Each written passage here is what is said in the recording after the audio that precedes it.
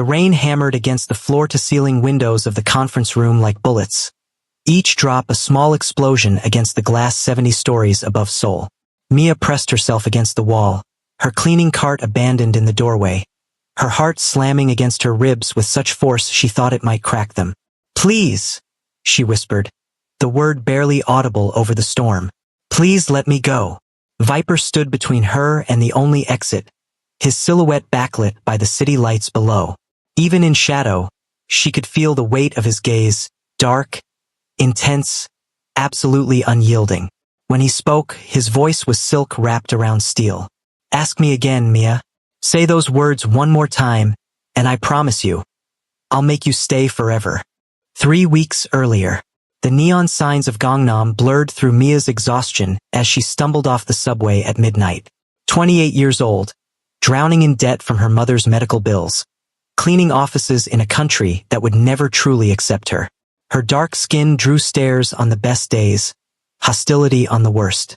Tonight was somewhere in between, just invisible the way she preferred it. Sterling Tower pierced the Seoul skyline like a shard of black glass.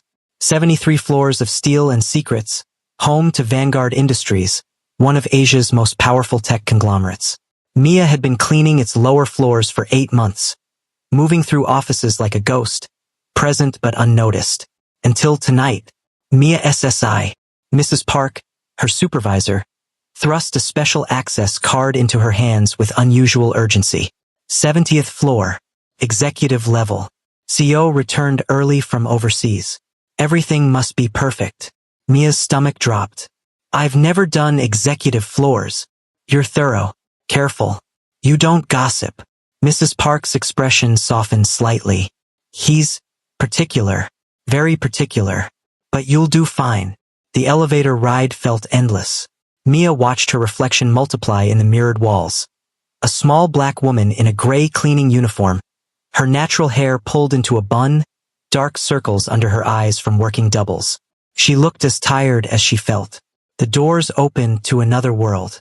The executive floor was all dark wood and leather, ambient lighting casting everything in shades of amber and shadow. Floor-to-ceiling windows offered panoramic views of Seoul spread below like a constellation of possibilities she'd never reach. Mia moved through the outer offices methodically, losing herself in familiar rhythms. Dust, vacuum, arrange. Invisible work for invisible people. She was good at being invisible. The final door was solid dark wood with a steel placard Viper. Not a name, a warning. The office beyond was enormous and obsessively organized. Every pen aligned with geometric precision, papers in perfect stacks, furniture positioned with calculated purpose. The scent of expensive cologne lingered, something dark and complex that made her think of smoke and secrets.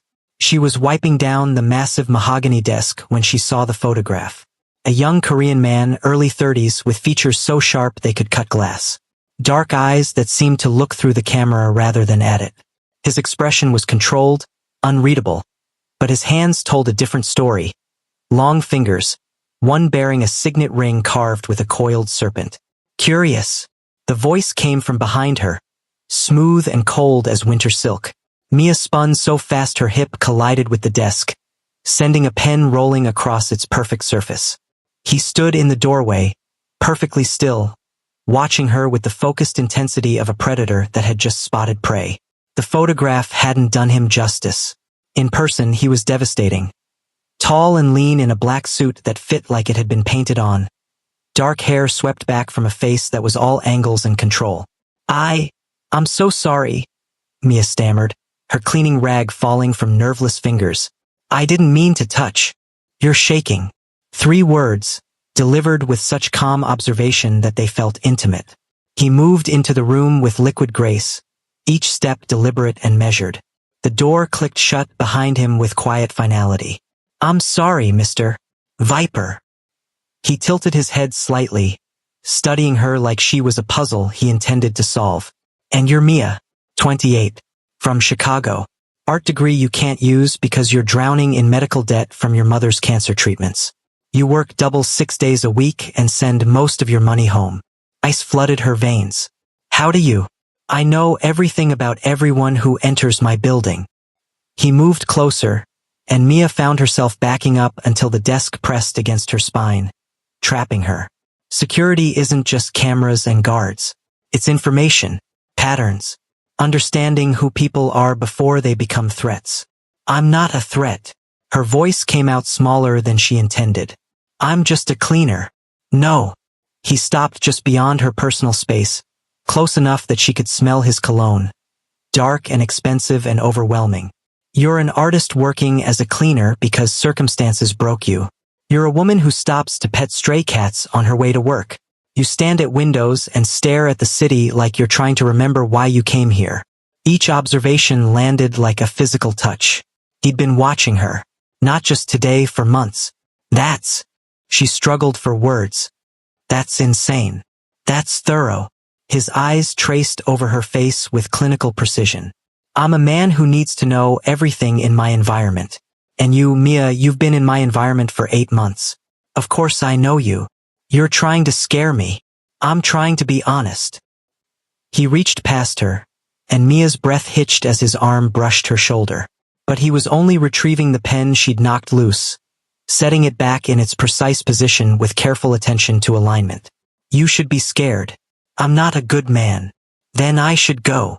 She tried to move past him, but his hand shot out, gripping the edge of the desk beside her hip, not touching her but caging her effectively. Not yet. His voice dropped lower, more intimate. I want to know something first. Why did you touch my photograph? Mia's throat closed. I was just curious. Yes. His eyes burned into hers. But about what? The man in the picture? Or the fact that someone like me keeps a photograph on his desk at all? I don't know what you mean. I think you do.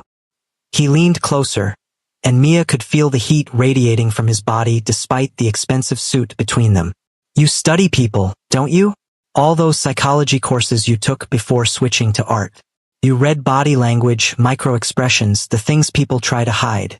You looked at that photograph and wondered why a man who controls everything would keep something so personal in his workspace. Her pulse hammered. He knew about her psychology courses? About the career path she'd abandoned? What do you want from me? His smile was slow and dangerous. Such a direct question.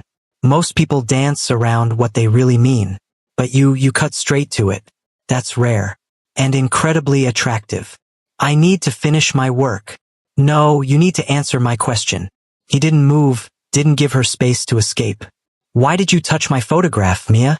What were you thinking in that moment? She could lie, should lie. But something about his absolute focus made deception feel impossible. I thought you looked lonely, she whispered. The confession hung in the air between them. Something flickered across his features. Surprise, maybe, or recognition. When he spoke again, his voice had lost its hard edge. Observant and honest. Dangerous combination. He stepped back finally, creating space she desperately needed. You're right. I am lonely. Power tends to isolate. People fear what they can't control, and I'm very much uncontrollable. Mia rubbed her arms, trying to settle her racing heart. Why are you telling me this? Because you asked. Because you're the first person in years who's looked at me and seen something beyond the money and power. He moved to the windows, hands in his pockets, silhouette stark against the glowing city. And because I've decided you're mine to protect now. I don't need protection. Yes, you do. You just don't know it yet. He glanced back at her, and the intensity in his gaze made her knees weak. Go home, Mia. Chun is waiting downstairs with a car. He'll drive you. I take the subway. Not anymore. It wasn't a request. Not at midnight through neighborhoods where women like you have been followed. I protect what's mine, and as of tonight, you're mine. You can't just. I can. And I will. He pulled his phone from his pocket, typed something quickly. A moment later, Mia's ancient phone buzzed. My number. Use it if you need anything. And you will need things, Mia. Everyone does eventually. She stared at him. This stranger who'd somehow learned everything about her life and was now casually claiming ownership of her safety. This is crazy. This is reality in my world. Accept the help or find another job. Those are your options. The threat was delivered so calmly it took a moment to register. Mia grabbed her cleaning cart, desperate to escape the intensity of his presence. Why? The question burst out before she could stop it. Why do you care about some cleaner you've never even spoken to? He turned to face her fully, and the raw hunger in his expression stole her breath. Because the moment you walked into my office and touched that photograph with such gentleness, like it was something precious, in that moment you became the most important thing in my world. And I don't let important things go. The car was waiting exactly where he'd said. A sleek black sedan with tinted windows and a driver who opened the door without asking for her address. Because of course he already knew it. Mia slid into the leather interior, inhaling the scent of money and power, feeling completely out of place. Her phone buzzed with a message. Sleep well, Mia. Tomorrow we begin. She should have blocked the number. Should have reported him to someone. But who would listen to a foreign cleaning woman complaining that the CEO was paying too much attention to her? Instead, she found herself typing. Begin what? His response came immediately. Everything.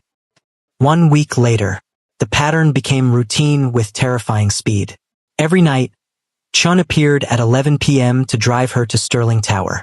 Every night, Mia cleaned the executive floor, hyper-aware that Viper was watching through cameras she couldn't see. Every night, she'd find notes on his desk. Small observations written in precise handwriting that revealed just how closely he monitored her. You stopped at the 42nd floor vending machine at 2 a.m.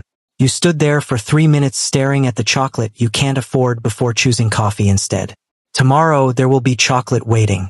The way you arrange my books by author, then chronologically suggests someone who values both organization and narrative flow. Your art degree is showing. I saw you crying in the stairwell on the 55th floor tonight. Whatever made you sad? Tell me. Let me fix it. She never responded to the notes. Never acknowledged the chocolate that appeared in the break room with her name on it. Never admitted that she looked for his messages with an anticipation that felt dangerous. Until the night everything changed. Mia was finishing the conference room when her phone rang. Her sister Jessica, calling from her college in the States at an hour that meant emergency. Jess? What's wrong? It's Mom. Her sister's voice was thick with tears. She's in the hospital again. They're saying she needs another surgery, but insurance won't cover it and we don't have. How much? Mia's hand gripped the phone so hard it hurt. 30,000. They need it by Friday or they won't operate in Elena. Her voice broke. They're saying without it, she might not make it another month. The phone slipped from Mia's fingers, clattering across the marble floor. $30,000. She'd been sending everything she could spare, but it was never enough. Would never be enough. She didn't hear him approach. Didn't realize she wasn't alone until his hand appeared in her line of vision, retrieving her phone with careful precision. Mia. Viper's voice was gentle in a way she'd never heard. Look at me. She couldn't. If she looked at him, she'd shatter completely. His fingers touched her chin, tilting her face up with irresistible pressure. His eyes conducted their usual assessment, but this time she saw something else beneath the control, concern that looked almost like pain. Your mother needs surgery. Not a question. He'd been listening. Of course he'd been listening. It's not your problem. She tried to pull away, but his grip tightened just enough to keep her still. Everything about you is my problem. I told you that. He pulled out his phone, typed rapidly with one hand while still holding her face with the other. How much? I can't. How much, Mia? 30,000. But I can't accept. Done. He showed her his phone screen, a transfer confirmation for $50,000 to Northwestern Memorial Hospital in Chicago, with instructions to cover all of her mother's medical needs. The extra 20 is for anything else she needs. Medications, follow-up care, whatever. Mia stared at the screen, her mind refusing to process what she was seeing. You can't just. I can.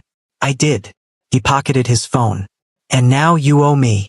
The words sent ice through her veins. There it was, the catch she'd been waiting for. What do you want?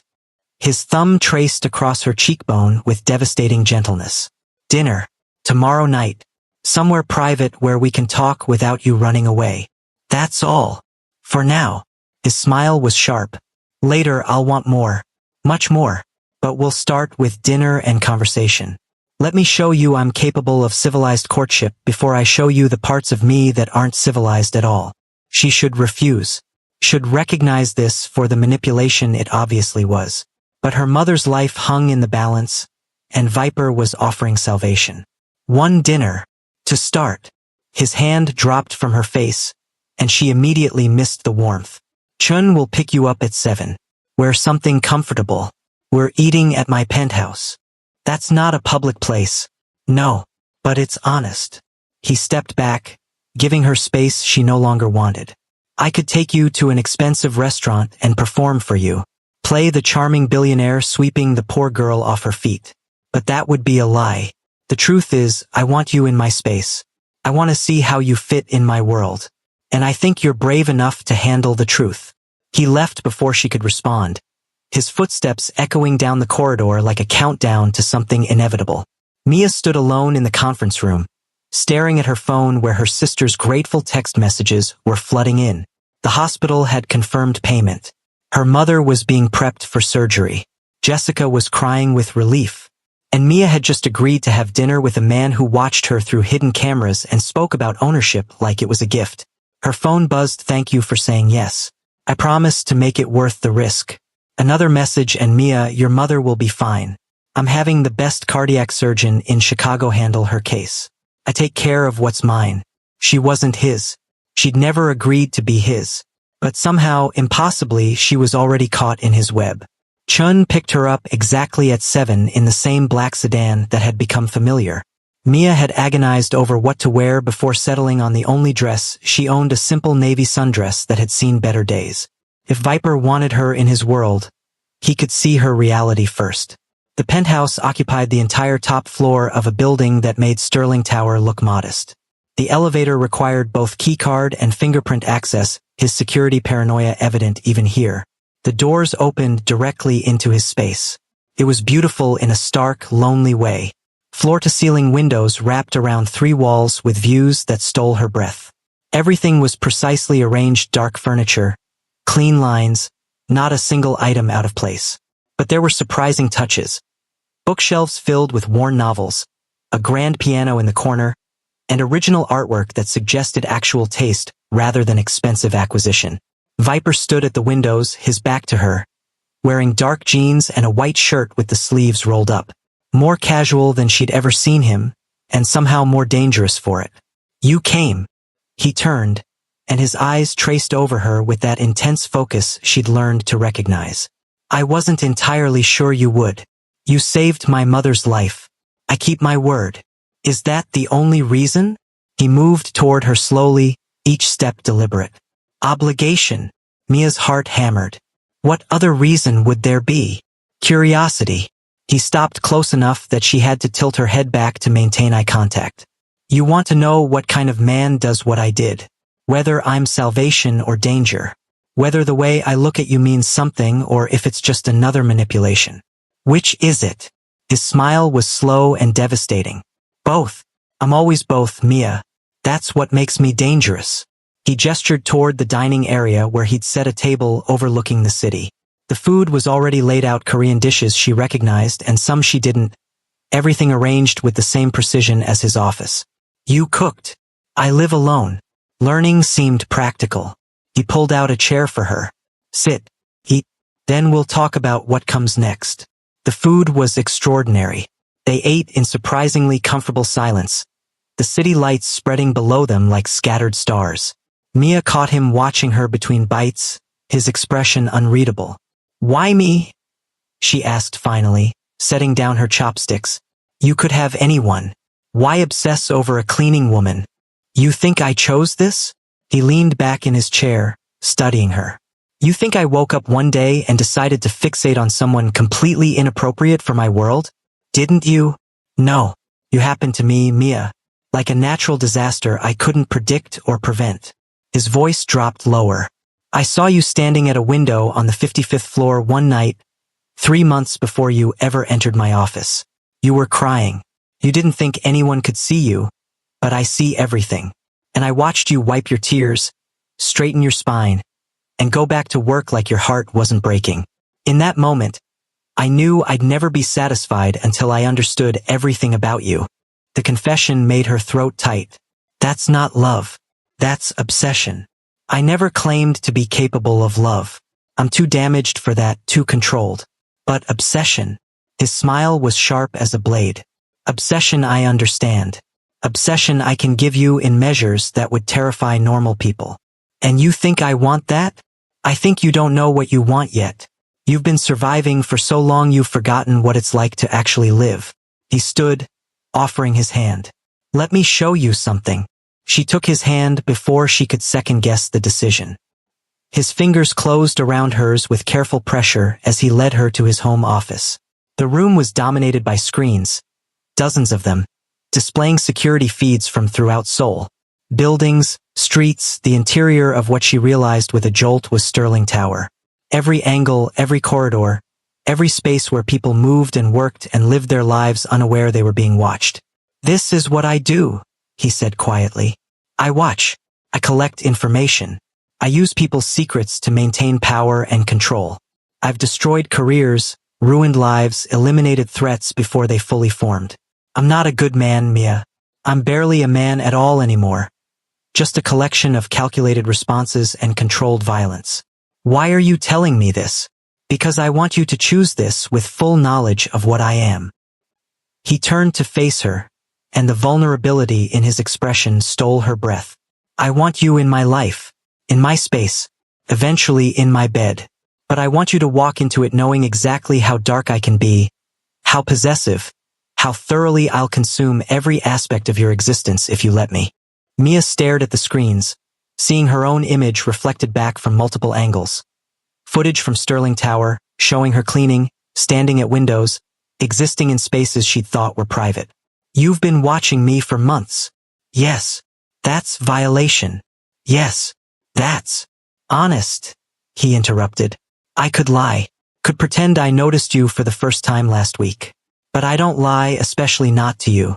I've been aware of you, fascinated by you, obsessed with you for months. And now that you're here, now that you've seen what I am, you need to decide, can you accept this? Can you accept me? His hand found her face, tilting it up toward him. Because if you stay, Mia, if you choose this, I'll give you everything. Financial security, career opportunities, protection from a world that's been cruel to you. I'll take care of your mother, your sister, every person you love. I'll make your art dreams real. I'll give you the life you deserve instead of the one circumstance forced on you. In exchange for what? You. Your time. Your presence in my life. Your eventual willingness to let me touch you the way I've been dreaming about since the moment you walked into my office. His thumb traced across her lips. I'm not asking you to love me. I'm asking you to belong to me. To let me care for you in the only ways I'm capable of, through control and possession and obsessive attention to your every need. That's not healthy. No, but it's honest. And it's more than most people will ever offer you. Mia's mind raced through options. She should leave. Should recognize this for the dangerous trap it obviously was. But her mother was alive because of him. Her crushing debt could disappear because of him. The life she dreamed about but never thought possible could be real because of him. What if I say no? Pain flickered across his features. Then I honor my word. Your mother's surgery is paid for regardless. I'll arrange a better job for you, different company, better pay, no connection to me. You'll never see me again. You'd let me go? I'd have to. His voice roughened. Because keeping you against your will would destroy the only thing about me that's still human. My ability to choose restraint over instinct. The vulnerability in his admission undid her more than any demand could have. I need time, she whispered, to think, to process what you're asking. Take all the time you need. He dropped his hand from her face, and she immediately missed the warmth. But know this, every day you take to decide is another day I'll be thinking about you, wanting you, imagining what it would be like to have you fully in my world. My patience has limits, Mia, and you're testing them in ways that make me dangerous. Are you threatening me? I'm warning you. His smile was sharp and predatory. Because the longer you make me wait, the more obsessed I become. And my obsession is already at levels that should frighten you. He walked her to the elevator, his hand never leaving the small of her back, possessive and careful at once. When the doors opened, he caught her wrist gently. One more thing. He pulled her against him, and Mia's breath caught at the solid warmth of his body. I'm going to kiss you now. Not because I'm demanding it, but because I need you to understand what you're walking away from if you say no. The kiss was devastating. He kissed her like she was precious and dangerous at once. Like he was starving and she was the only thing that could satisfy him. His hands cradled her face with shocking gentleness even as his mouth did wicked things that made her knees weak. She tasted coffee and want and something darker that she couldn't name but felt everywhere. When he finally pulled back, they were both breathing hard. That's what I'm offering, he murmured against her lips. Not just financial security or career advancement. Connection. Intensity. Someone who sees you completely and wants you anyway. Think about that while you're deciding. He released her, stepping back into his penthouse. The elevator doors began to close between them. Wait, Mia's hand shot out, stopping the doors. How long? How long what? How long will you wait for my answer? His smile was slow and dangerous. As long as it takes. Because you're worth waiting for, Mia. You're worth everything. The doors closed on his face, and Mia rode down alone. Her lips still burning from his kiss. Her mind churning with impossible decisions. Her phone buzzed. You're already mine. You just don't know it yet. Sleep well, beautiful. Tomorrow I'll show you exactly what belonging to me means. She should have been terrified. Instead, she felt something else entirely. Anticipation mixed with fear, want tangled with self-preservation. The dangerous recognition that she was already falling into his web and couldn't bring herself to fight it. 3 days later, Mia tried to go back to normal, tried to pretend the dinner hadn't happened, that she wasn't constantly checking her phone for messages from a man who'd somehow become the center of her universe in less than 2 weeks. But normal was impossible when Chun still appeared every night to drive her to work. When she found expensive coffee waiting in the break room with notes that revealed just how closely Viper watched her. When she couldn't clean his office without remembering the way he'd kissed her. The way he'd offered her everything. On the third night, she found him waiting in his office. He sat at his desk in the dark, illuminated only by the city lights through the windows. His expression was controlled, but she'd learned to read the tension in his shoulders, the slight tightness around his eyes that suggested he was struggling with something. You've been avoiding me, he said without preamble. I've been thinking. For 3 days. He stood, moving around the desk with predatory grace. What conclusion did you reach? Mia's heart hammered. She'd rehearsed this conversation 100 times, but now that he was standing before her, so intense, so focused, so utterly concentrated on her, the words died in her throat. I can't do this, she whispered finally. His expression went carefully blank. Can't or won't? Both. Neither. She wrapped her arms around herself. You're asking me to give up my independence for security, to trade my autonomy for being taken care of. That's not a relationship, that's ownership. Yes. He moved closer, and she found herself backing up until the wall stopped her retreat. That's exactly what it is. I told you from the beginning, I'm possessive, controlling. I want to own every aspect of your life because that's the only way I know how to care about someone. That's not healthy. I never claimed to be healthy. His hands came up to bracket her head against the wall, caging her without touching. I'm damaged, Mia, broken in ways that can't be fixed. But I'm honest about what I am. Can you say the same about the men who'll promise you equality while slowly eroding your choices? At least with me, you know exactly what you're getting. Control, possession, obsession. Yes, and also protection, security. Someone who'll move heaven and earth to give you everything you need. His face was inches from hers now, his breath warm against her skin. I paid for your mother's surgery with a single phone call. Imagine what else I could do for you if you stopped fighting this. I'd lose myself, or you'd finally become who you're meant to be instead of what circumstance forced you to become. His voice dropped to a rough whisper. Let me take care of you, Mia. Let me shoulder the weight you've been carrying alone. Let me be the monster who protects you from all the other monsters. Her resolve was crumbling. She could feel it happening. the careful walls she'd built to protect herself dissolving under the intensity of his focus. "Please," she breathed, not even sure what she was asking for. "Please let me go." His eyes blazed with something dark and hungry. "Ask me again." "What?" "Say those words again. Beg me to let you go one more time, and I promise you, Mia, I'll make you stay forever." The threat hung in the air between them, weighted with promise and danger in equal measure. Mia's breath came in shallow gasps, her body betraying her with the way it responded to his proximity. His heat, his absolute focus on her. "That's not fair. Nothing about this is fair." His thumb traced across her cheekbone. "But it's real. It's honest. And it's the only thing I have to offer. This desperate, possessive, completely inappropriate obsession with a woman who deserves so much better than me." "Then why?" "Because I'm selfish." His forehead dropped to rest against hers. "Because I spent my whole life building walls and maintaining control, and then you walked into my office and touched my photograph like it was something precious, and every wall I'd built came crashing down. I saw you, Mia, really saw you, and I knew I'd never be satisfied with anyone else." His honesty was more devastating than any pretty lie. Mia felt her resistance crumbling, felt herself leaning into his warmth despite every logical reason to run. "I'm scared," she whispered. "Good. Fear keeps you sharp." His hands finally touched her, cupping her face with heartbreaking gentleness. "But don't be scared of me. Be scared of what we could become together. Be scared of how good it will feel to finally stop fighting and let someone else carry the weight. And if I say yes, if I stop fighting," his smile was slow and predatory, "then I show you exactly what it means to belong to someone who sees you as the most precious thing in his world." He kissed her before she could respond, deep and hungry and absolutely consuming.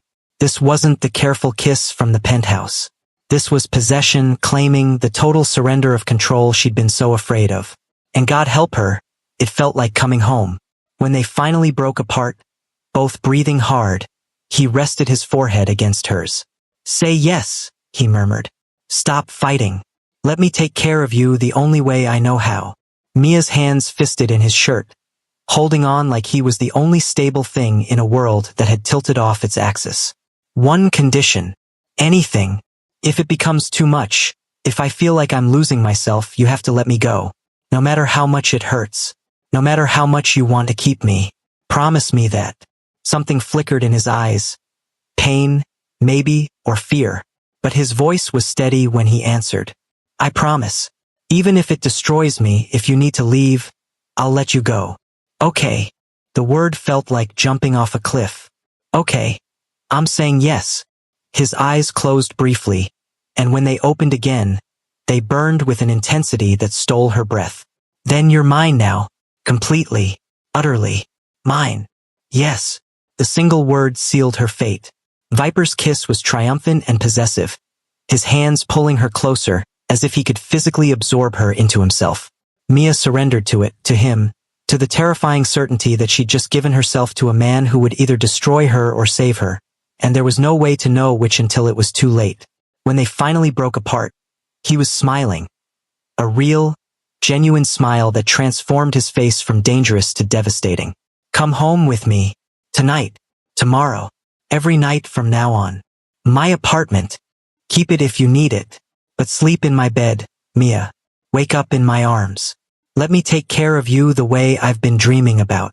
She should have negotiated more, should have set boundaries, established terms, protected herself. Instead, she heard herself say, "Okay." His kiss was her reward and her doom, the beginning of something that would consume them both. And as he led her from his office toward a future that terrified and thrilled her in equal measure, Mia realized she'd stopped wanting to escape. She'd begged him to let her go. He'd promised to make her stay forever. And somehow, impossibly, that promise felt less like a threat and more like the answer to a question she'd been asking her entire life. 2 weeks later, the penthouse had become home faster than Mia thought possible.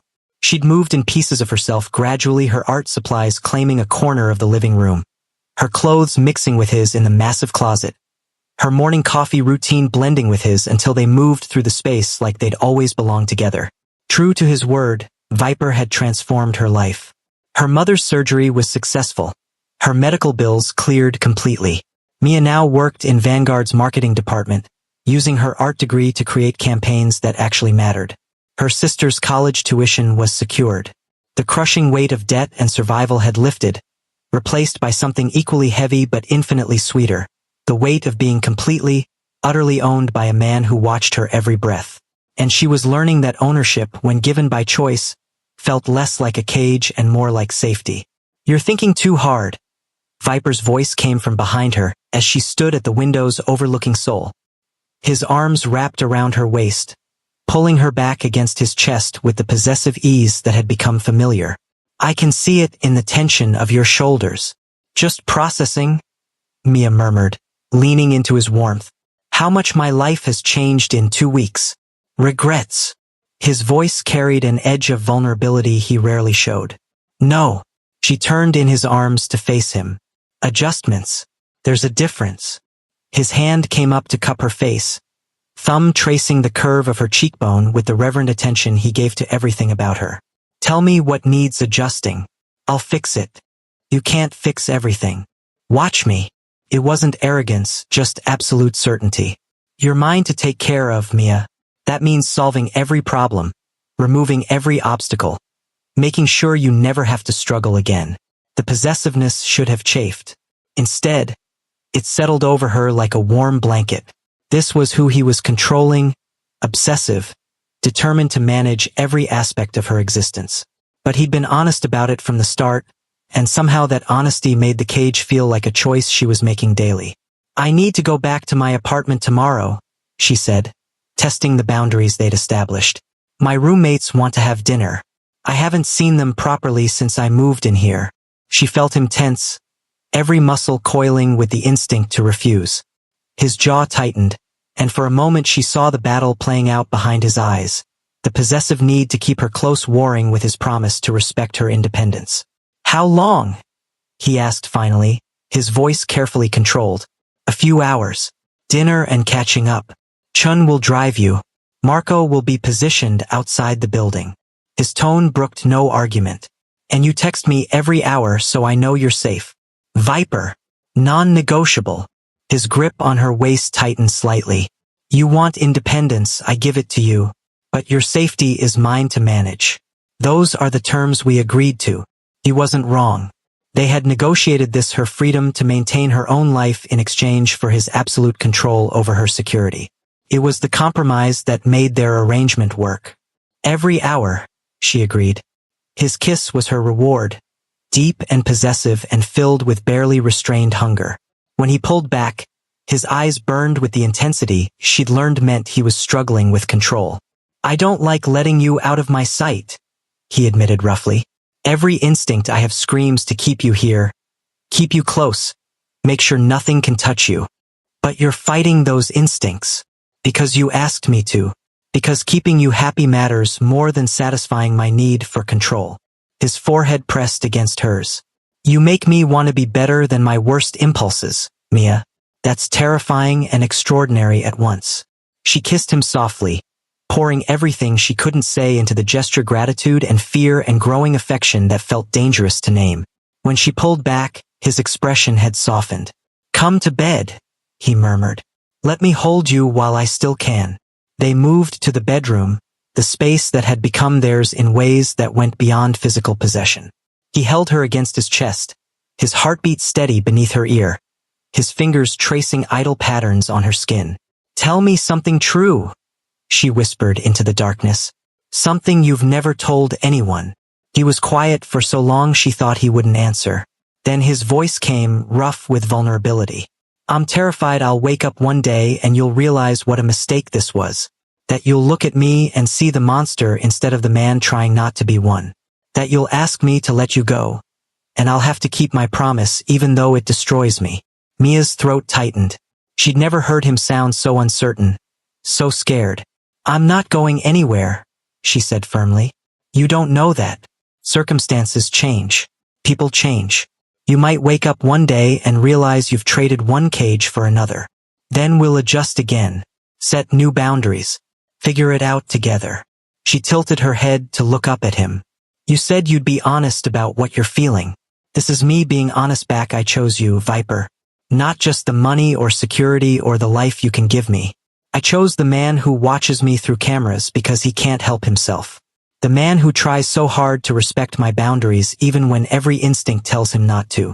The man who's terrified of losing me even though he'd never admit it to anyone else. His arms tightened around her, and she felt him press a kiss to the top of her head. You're either very brave or very foolish, he murmured. I've been told that before. His quiet laugh rumbled through his chest.